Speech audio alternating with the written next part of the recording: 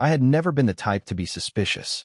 In fact, I prided myself on my ability to trust people, especially my wife, Karen. We had a solid relationship for over 5 years, built on mutual respect and understanding, or so I thought. But tonight was different. It all started with a simple dinner. We had been eating in almost complete silence for the past 20 minutes, the only noise being the occasional clink of my fork against the plate. Karen, across from me, was barely touching her food, her eyes darting around the room as if she was waiting for something. She wasn't looking at me. She hadn't looked at me the entire evening. And if I'm being honest, I wasn't sure if she was even aware that I was still in the room. I've always been quiet. I've never been the one to dominate conversations, to demand attention, and in the past, Karen appreciated that about me.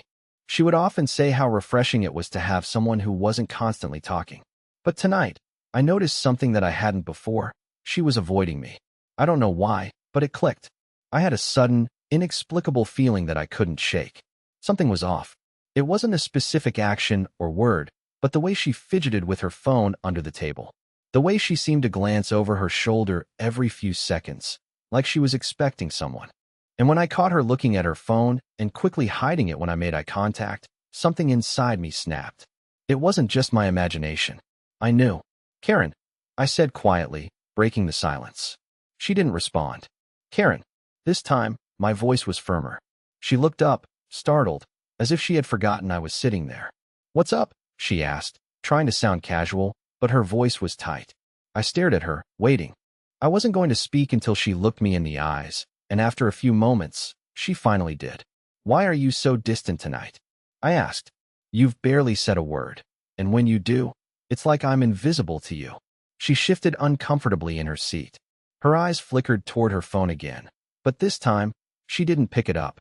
Instead, she set it face down on the table. I don't know what you mean, she said quickly, her smile forced. I'm just tired. Work has been crazy lately. But I could see it. The hesitation. The way she was avoiding my gaze. The sudden tension in the air. I don't think it's just work, I said slowly, watching her carefully. You've been like this for a while now. This coldness. And I've been pretending not to notice it, but it's becoming impossible to ignore. Her expression flickered, just for a moment. But in that split second, I saw it, a flicker of guilt.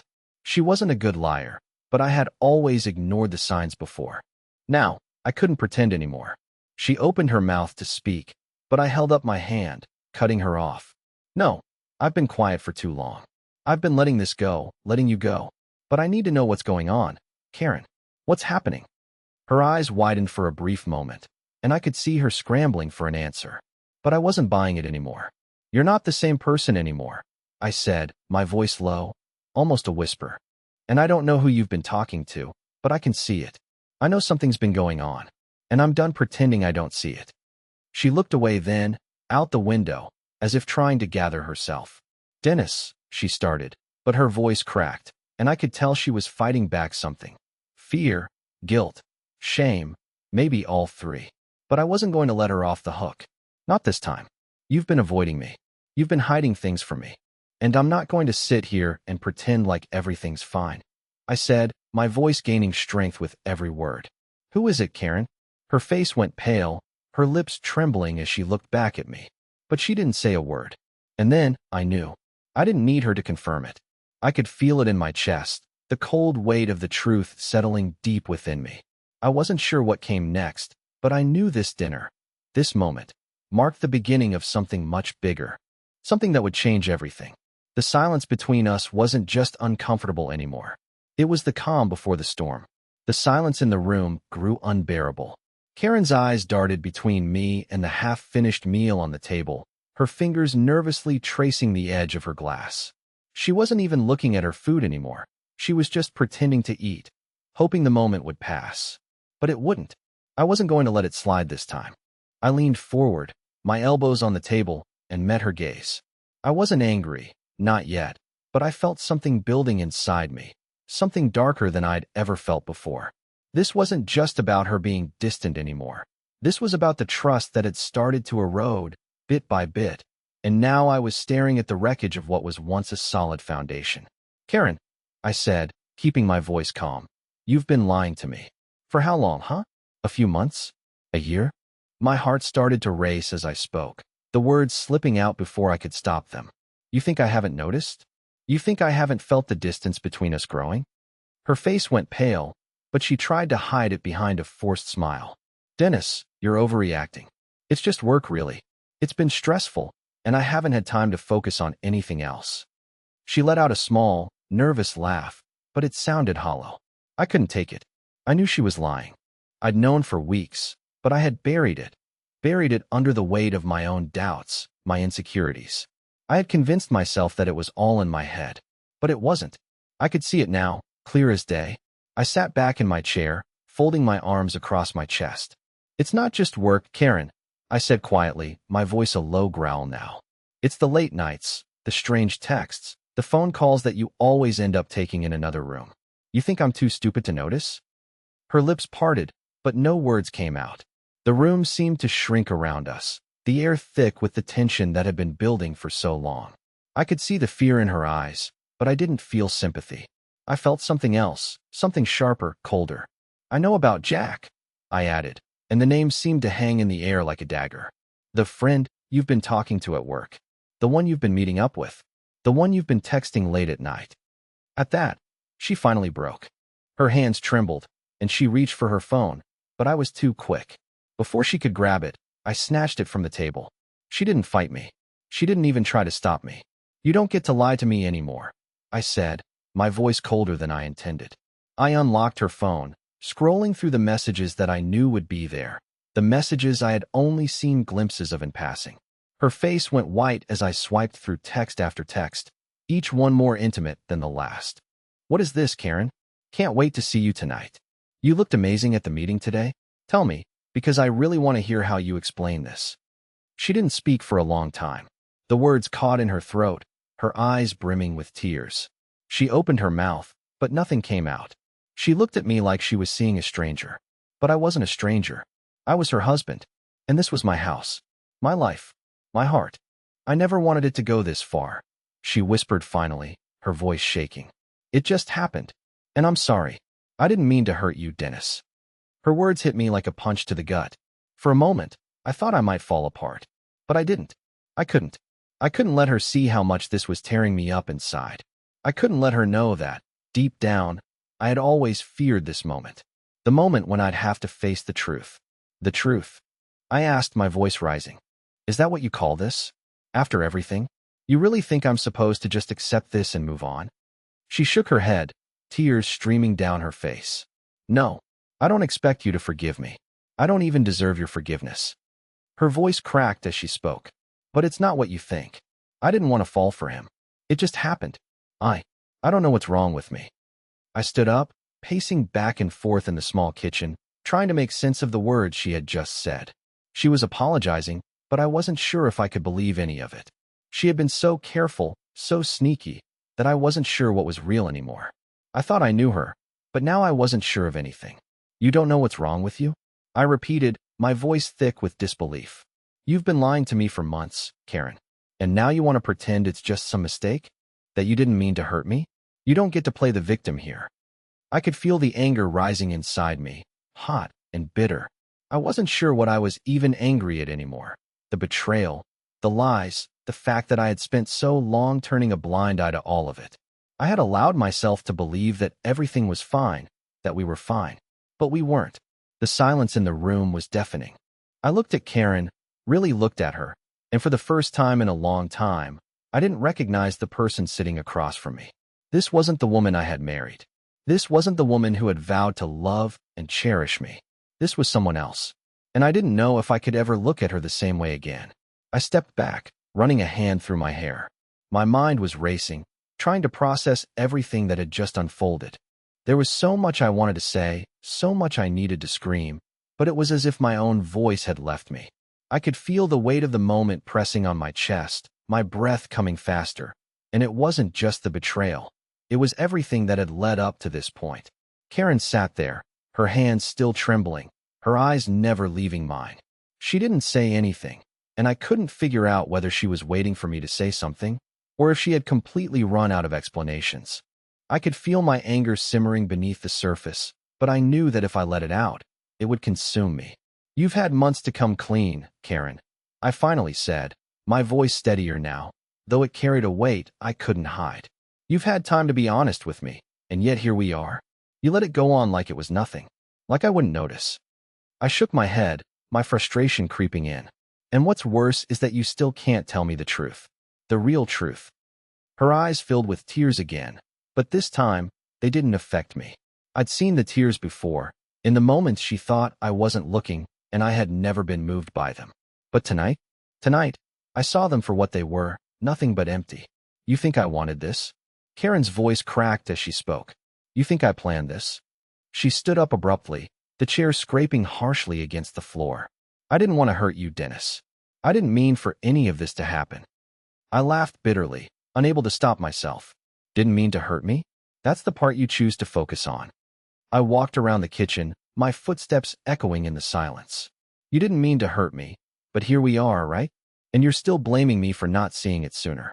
I should have noticed when you started leaving the house at odd hours, or when you'd always be texting someone while I sat across the room. But no, I was the idiot who chose to believe you. I trusted you when I shouldn't have.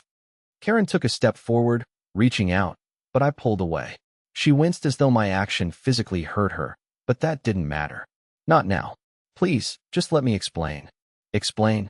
I interrupted, my voice rising now, the dam I had been holding back for so long finally breaking free. Explain what? How you fell for him. How he made you feel special in ways I apparently couldn't. You don't need to explain that to me. It's obvious.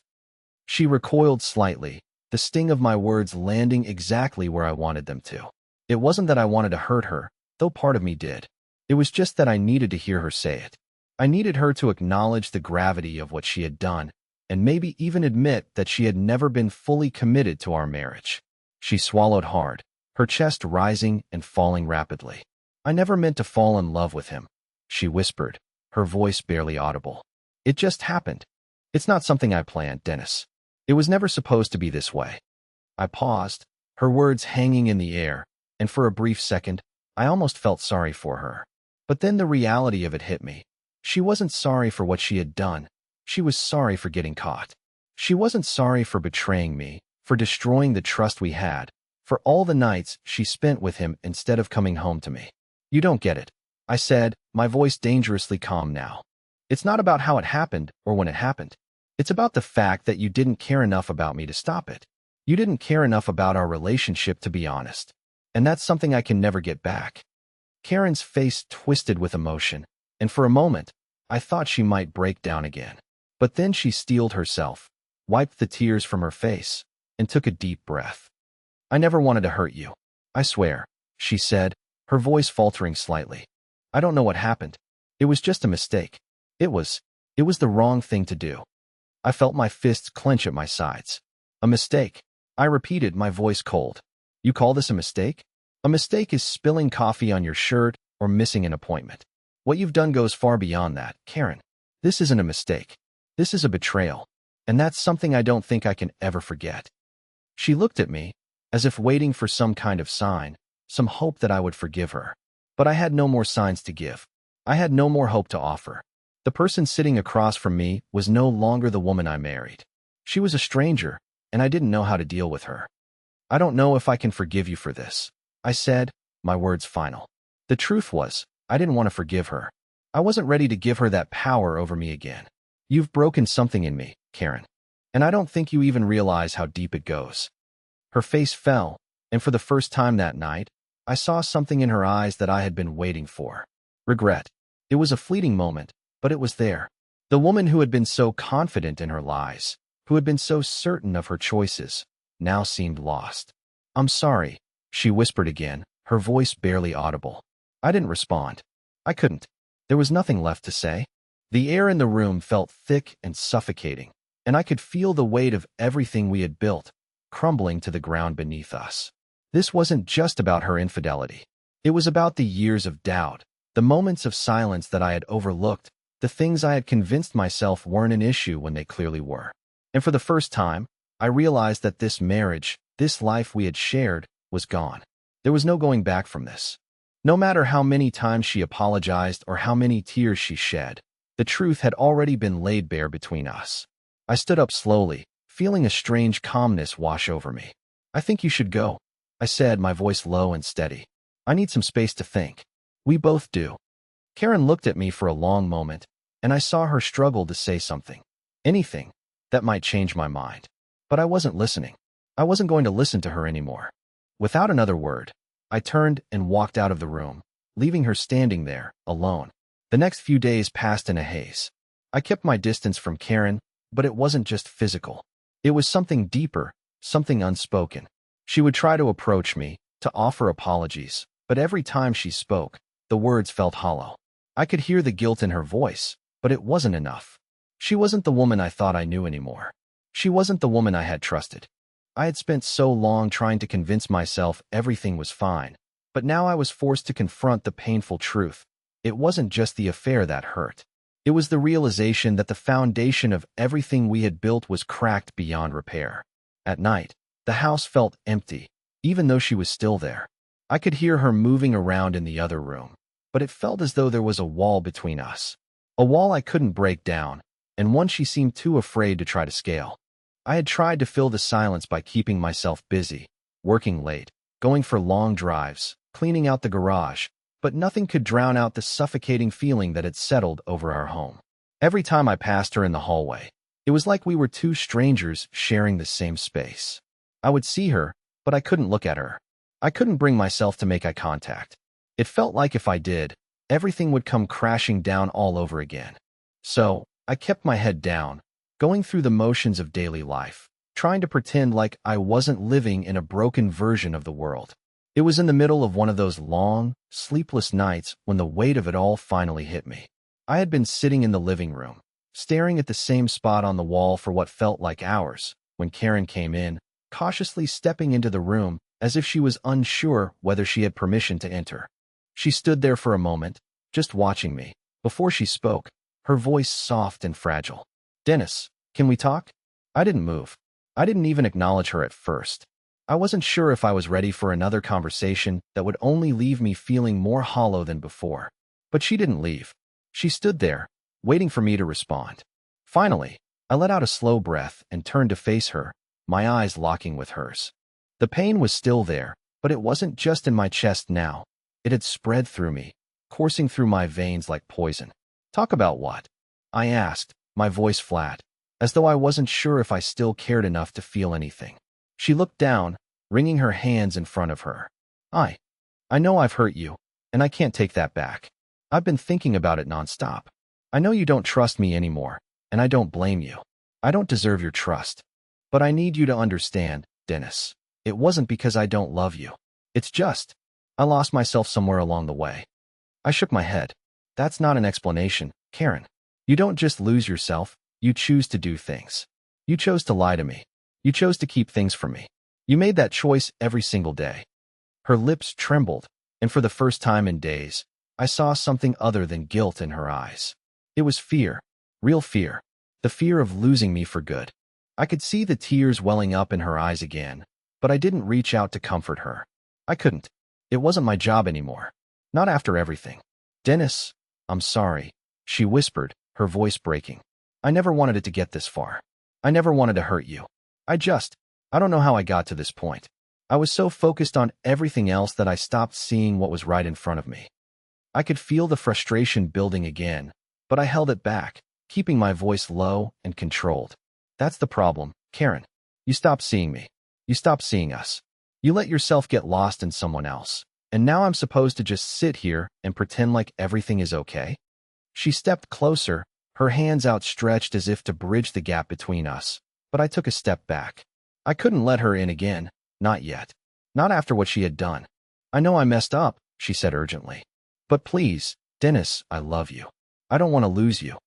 The words hit me like a wave, and for a moment, I almost let myself believe them. For a second, I almost let myself hope that she could fix it. But I stopped myself. I knew better. Hope wasn't enough to heal what had been broken.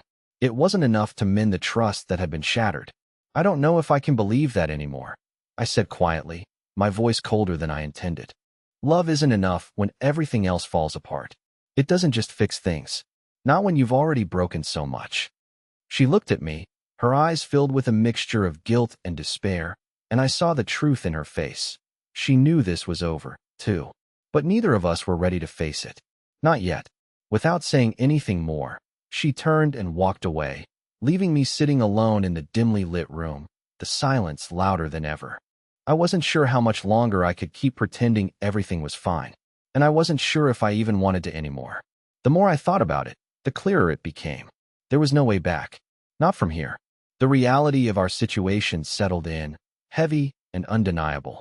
We were both trapped in this web of lies and mistakes, and there was no escaping it now. And as I sat there, the weight of what was lost pressing down on me, I realized there was no going back. This wasn't just a bump in the road anymore. It was the end, and I had no idea how we would even begin to move forward. The next few days felt like a slow-motion train wreck.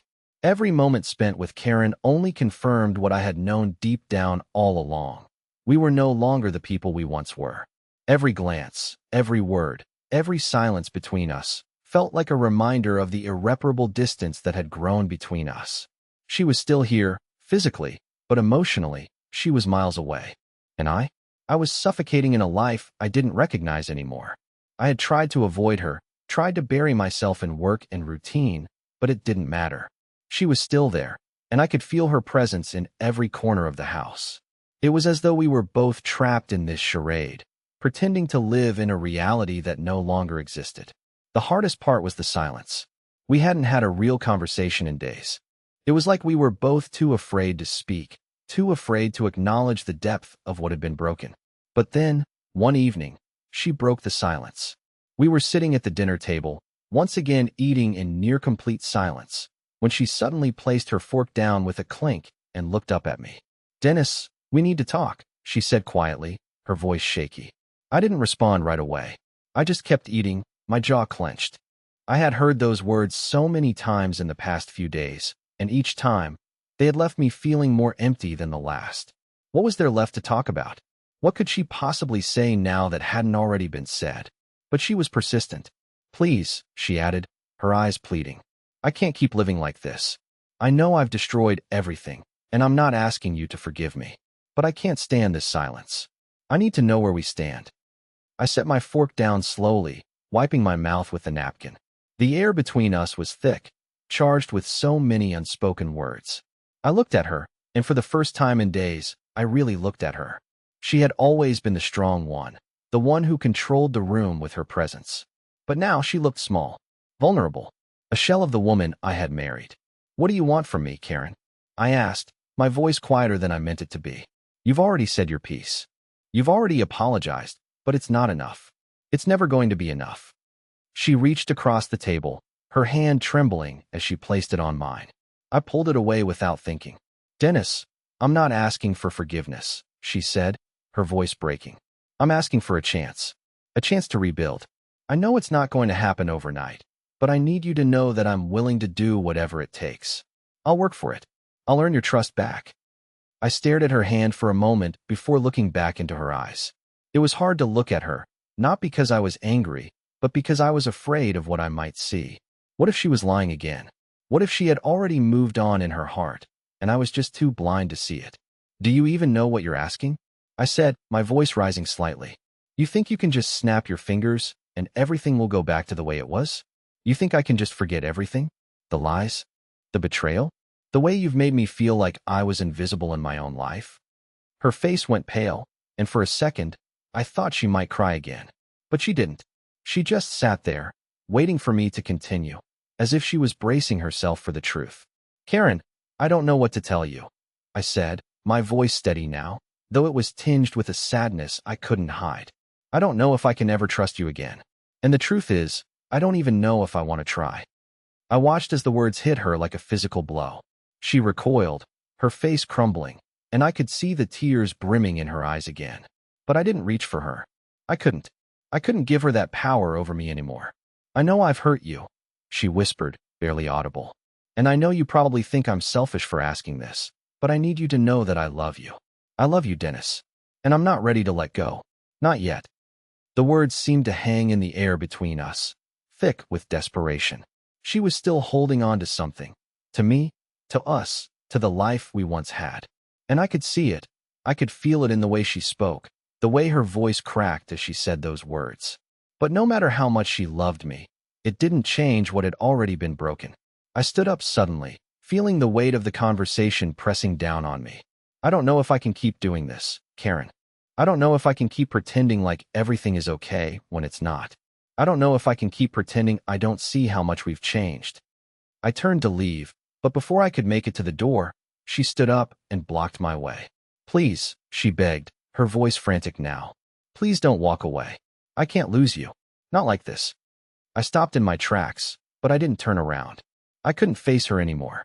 I don't know what you want me to do, I said, my voice cracking with emotion I hadn't expected. I don't know what's left to save. You've already broken everything. I pushed past her gently, my heart pounding in my chest. And as I walked out of the room, I heard her call my name, but I didn't turn back. I couldn't. Not this time. Not after everything.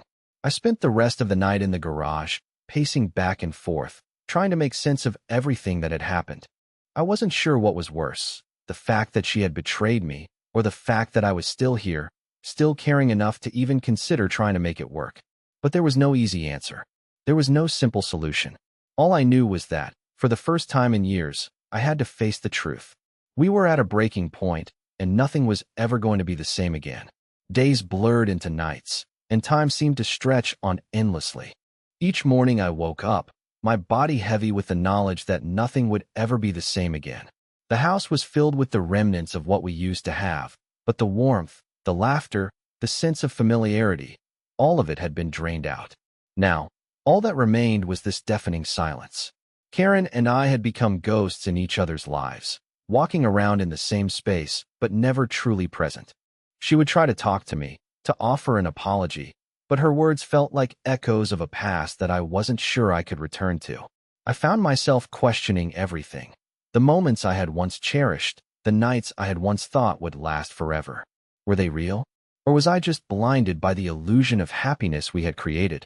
I spent more and more time alone, walking through the streets, letting my mind wander to places I didn't want to go. What if this was the end of everything?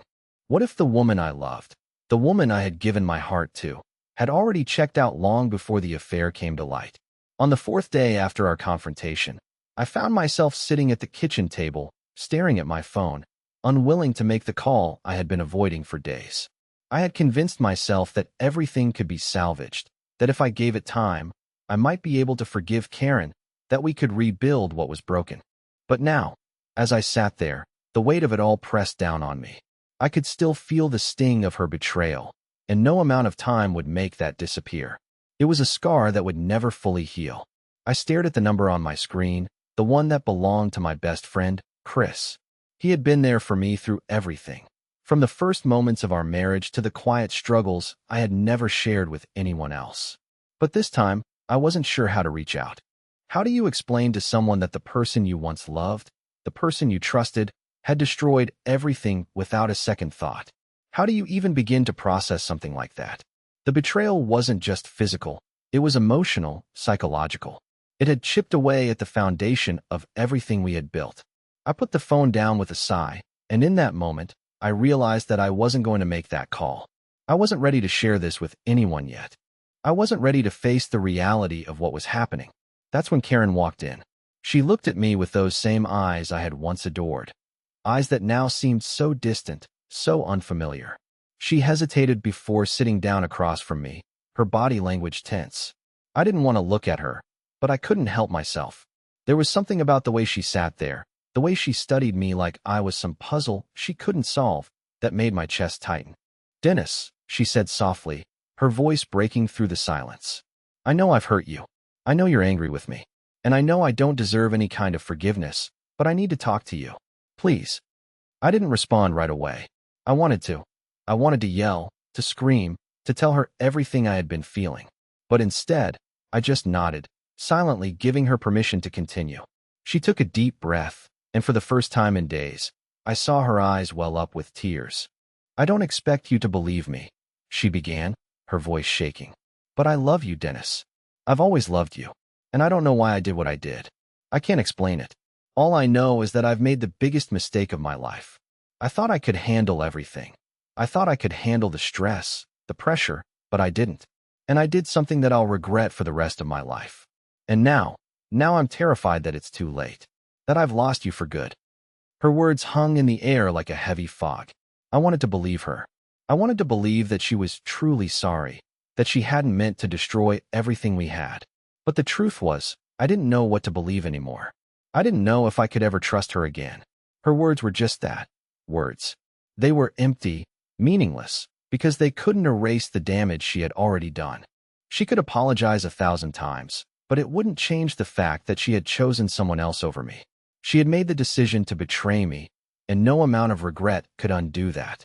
I stood up slowly, the weight of everything pressing down on me. I could feel the walls closing in, the suffocating sense of loss creeping up on me again. This was it. The moment when I had to make a decision. The moment when I had to decide whether I could continue down this path of uncertainty or if I needed to walk away for good.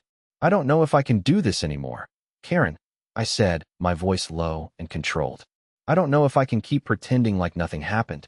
I can't just forget this. I can't just forgive you and move on. It's not that simple, and I'm not sure if it ever will be." Her face crumpled, the tears finally spilling over as she reached for me. But I took a step back, not out of anger, but out of fear. Fear that if I let her in again, I would lose myself completely. Fear that if I allowed myself to trust her again, it would only lead to more heartache. "I'm sorry, Karen," I whispered, my voice cracking. "But I don't know if I can love you the way I did. Not after everything. Not after what you did." She didn't say anything. She just sat there, her face a mixture of shock, sadness, and regret. And in that moment, I knew something fundamental had shifted between us. The woman I had once loved was no longer the same person I saw sitting across from me. And I was no longer the same man who had once believed in our future. I turned and walked out of the room, the door closing softly behind me. I didn't know where I was going or what would come next, but I knew one thing for sure. Whatever path I chose, it was no longer going to be the one we had walked together. And that realization, that painful, bitter truth, hit me harder than anything else. The life we had built was over, and there was no going back. I didn't sleep that night. I couldn't. The silence in the house had become unbearable, more suffocating than any argument we'd ever had. My mind was a storm of confusion, anger, and hurt. Karen's words echoed in my head, but they felt like whispers now. Her tears, her apologies, they seemed like distant memories. A part of me had already decided that I couldn't keep living in this fractured reality. Every corner of this house reminded me of what had been. The moments that had once felt full of love, now reduced to this empty shell. It wasn't the affair that hurt the most. It was the realization that Karen had changed, that I had changed, and somewhere along the way, we had drifted so far apart that there was no bridge to cross back over. She had been my everything, the person I thought I knew inside out. But now, she was a stranger, someone I didn't recognize, someone whose actions had irreversibly altered everything I had believed in.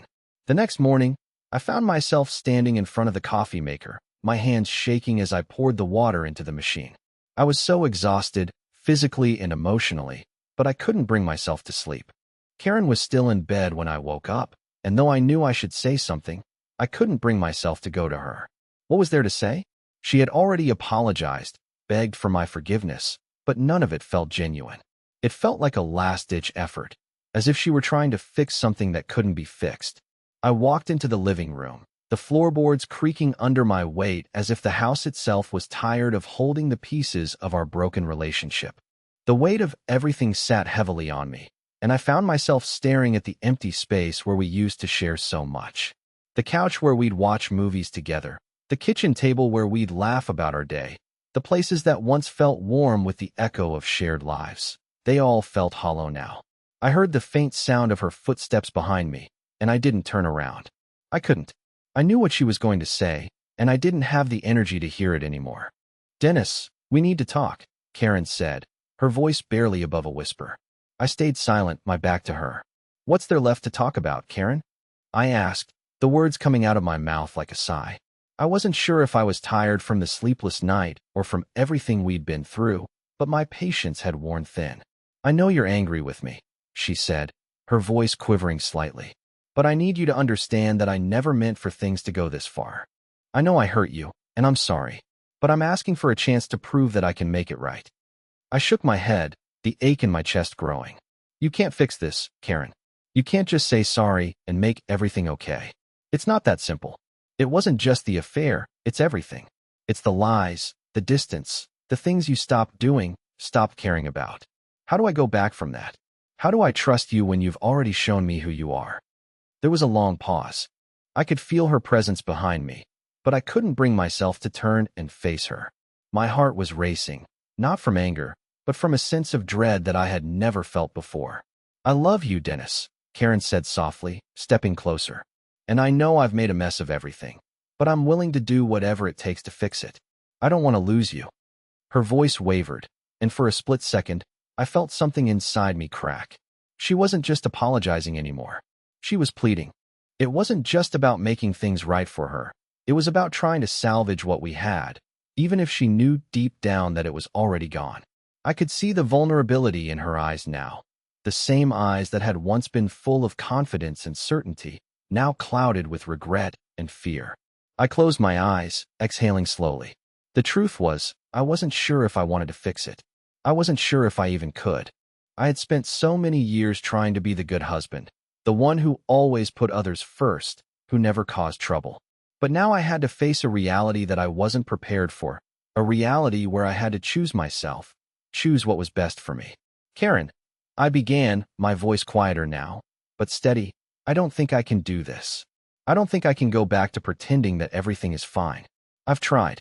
I've tried so hard to ignore everything, to believe that we could get through this, but I don't know if I can anymore. Her face crumpled, and the tears that had been building up finally spilled over. She took a step forward, her arms outstretched, but I took a step back, my heart pounding in my chest. Please, Dennis, she whispered, reaching for me. Don't leave me. I can't live with myself knowing that I've ruined everything. I don't want to lose you. I felt the pressure of her words, the weight of her desperation. But I didn't move. I stood still, my hands clenched at my sides, fighting the urge to reach out to her, to tell her that maybe we could find a way through this. But I knew that was a lie. There was no way through this. Not for us. I can't keep hurting like this, Karen, I said, the words coming out harsher than I intended. And I can't keep pretending that everything will be okay when it never will be. We're broken, and I don't know if I can fix it. Not anymore. I turned and walked toward the door, each step feeling heavier than the last. I could feel her eyes on me, but I didn't look back. I couldn't. If I did, I might let myself fall into the same cycle again. I stepped outside into the cold night, the world outside seeming to echo my internal chaos. I needed space. I needed time to think, to breathe, to feel something other than the suffocating pain that had taken root in my chest. But I knew one thing for sure. Nothing would ever be the same again. And there was no way back. Not for me. Not for her. And as I stood in the quiet night, I realized that sometimes, even love couldn't fix what was broken beyond repair. Weeks passed. They felt like years, yet somehow, in the span of what seemed like an eternity, something started to shift. The house, once so heavy with silence and regret, had begun to feel lighter. It wasn't easy. In fact, some days, it felt impossible to even breathe, but I had made the decision to move forward, and not just for the sake of my own peace, but for the sake of my future. For the first time, I allowed myself to hope, even when it felt foolish. Karen and I had decided to go to therapy. It wasn't an easy decision for either of us, but it was the first step in breaking the walls we had built between us. The sessions were difficult, emotional, and raw. There were days when we both cried, when the pain of the past seemed too much to bear, but slowly, we began to rebuild. It wasn't about erasing what had happened. It was about learning how to navigate the broken pieces and start again. It wasn't a straight path. There were setbacks, times when we'd both want to give up, when the weight of our past seemed like too much to carry. But I learned something. Healing is not linear. It comes in waves. Sometimes you move forward, and sometimes you take a step back. But the important thing is that you keep going. One evening, after one of our sessions, Karen and I found ourselves sitting in the same old kitchen, the one that had once been a place of tension and uncertainty. But tonight, it felt different. The air between us wasn't filled with the heaviness of the past. It was lighter, calmer. Karen looked at me, her eyes soft and sincere. I don't know what the future holds for us, Dennis. But I know one thing. I'm willing to work every single day to make sure we don't fall apart again. I reached across the table and took her hand in mine. I don't know what the future holds either, I said, my voice steady, but filled with a quiet hope. But I'm willing to try, to keep trying, one step at a time. And in that moment, something shifted, not just between us, but inside me. I realized that forgiveness wasn't just about absolving the other person. It was about freeing myself from the weight of the past, from the anger, the hurt, and the resentment that had kept me chained to a version of myself I no longer recognized. I wasn't letting go of the past to excuse the pain. I was letting go to create room for healing, for growth, and for a future that still held possibilities. We didn't have all the answers. We didn't have a perfect solution. But we had each other, and for the first time in a long time, that felt like enough. As weeks turned into months, I saw Karen not just as the woman who had hurt me, but as the woman who was trying, just like me, to put the pieces back together. And slowly we did. We found a new rhythm, a new version of our love, one that wasn't perfect but was real, raw, and stronger than before. We learned to communicate better, to listen without judgment, and to hold space for each other's pain without letting it define us. There were still difficult days. There were still moments of doubt, but we didn't give up on each other. And that, in the end, was what made all the difference. We never went back to who we were before, but we didn't have to. We found something new, something better, a love that wasn't built on perfection, but on the willingness to grow, to forgive, and to start over. And for the first time in a long time, I believed in us again.